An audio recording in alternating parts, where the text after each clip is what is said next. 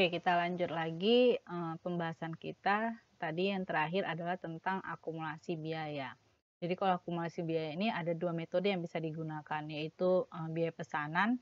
Biaya pesanan ini biasanya berdasarkan pesanan. Contohnya adalah perusahaan mebel. Jadi misalnya si customer-nya ini minta berapa unit mebel dengan bahan seperti ini atau seperti di custom gitu. Nah, ini kalau perusahaan seperti ini bisa menggunakan metode akumulasi biaya pesanan.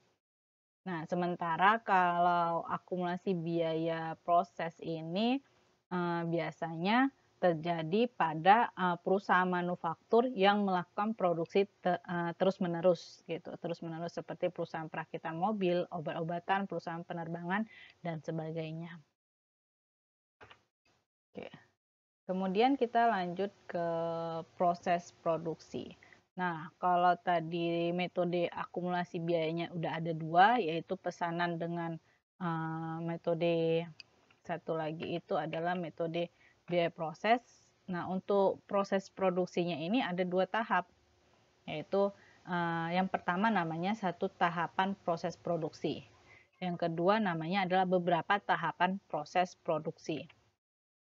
Oke, untuk satu tahapan proses produksi, ini biasanya ada suatu proses produksi yang dilakukan dalam pengolahan produk selesai melalui satu departemen atau satu tahap proses produksi. Jadi dia hanya satu departemen aja, gitu. Yaitu kalau katanya satu proses produksi, berarti dia hanya ada bahan baku langsung, tenaga kerja langsung, biaya overhead pabrik ini akan langsung diproses menjadi produk. Nah, sementara itu kalau menggunakan beberapa tahap proses produksi, berarti ini suatu proses produksi yang dilakukan dalam pengolahan produk selesai melalui beberapa departemen atau lebih dari satu departemen. Departemen tersebut terdiri dari departemen produksi dan departemen jasa atau pembantu sebagai penunjang departemen produksi. Jadi dia punya beberapa departemen sebelum adanya terbentuknya produk yang akan dijual. Nah, ini dia contohnya. Jadi ada bahan baku masuk ke departemen produksi 1 misalnya. Kemudian ke bahan baku ini juga masuk ke departemen satunya lagi. Kemudian dan selanjutnya. Gitu juga dengan tenaga kerja langsung.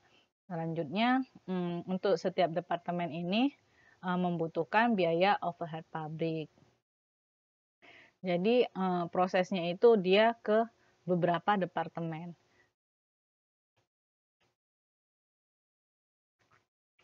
Oke. Nah, ini dia mengenai aliran biaya pabrikasi atau biaya aliran produksinya, gitu ya kan.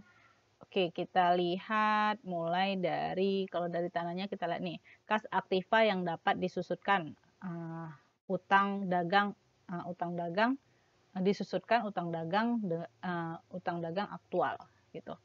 Jadi di sini ada biaya pabrikasinya yaitu BBL, TKL, BOP. Kemudian ada dari kas itu kita beli biaya bahan baku. Bahan baku ini menjadi persediaan bahan baku kita. Selanjutnya produk dalam proses, yaitu persediaan bahan baku ini akan diproses, ya kan, diproses sehingga terbentuknya menjadi beban.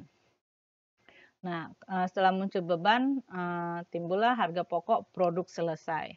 Nah, harga pokok produk selesai ini menjadi persediaan produk selesai. Persediaan produk selesai inilah yang muncul dan munculnya harga pokok penjualan. Itu dia kalau aliran biaya pabrikasi.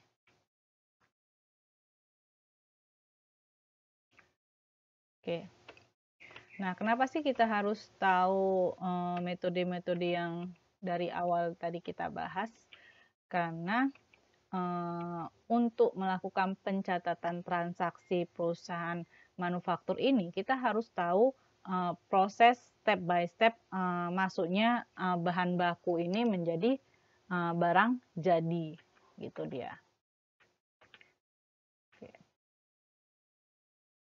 Kalau di sini ada katanya siklus akuntansi biaya dimulai penentuan harga pokok yang dibeli dan harga pokok bahan yang dipakai dalam produksi. kemudian penentuan biaya tenaga kerja langsung, dan selanjutnya penentuan biaya overhead pabrik.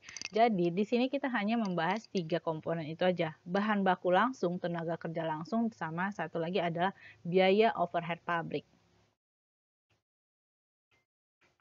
Oke, kemudian di sini ada siklus pembuatan produk katanya.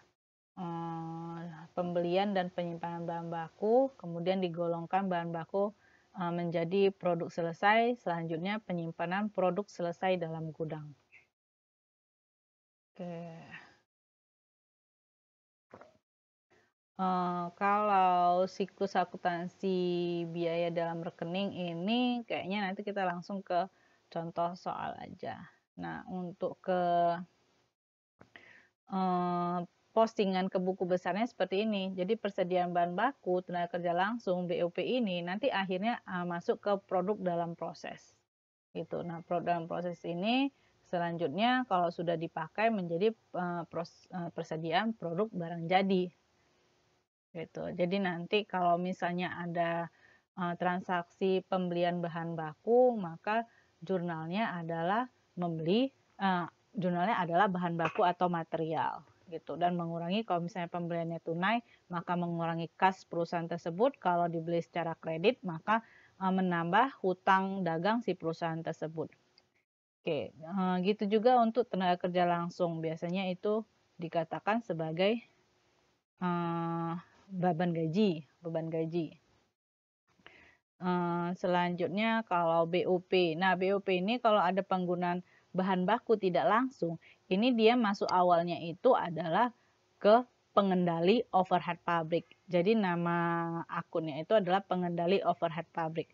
Nah, setelah terkumpulkan pengendali overhead pabrik ini, maka nanti akhirnya akan masuk lagi ke produk dalam proses gitu. Jadi untuk BBL, TKL, BOP ini semua nanti masuknya ke akun produk dalam proses. Gitu. Di produk dalam proses inilah nanti kalau setelah selesai maka terbentuknya produk jadi atau persediaan barang dagang. Gitu dia. Oke, nah pembahasan ini sampai di sini saja. Mungkin kalian untuk lengkapnya boleh baca-baca dari referensi lainnya dari buku. Untuk minggu depan kita langsung ke pembahasan soal. Wassalamualaikum warahmatullahi wabarakatuh.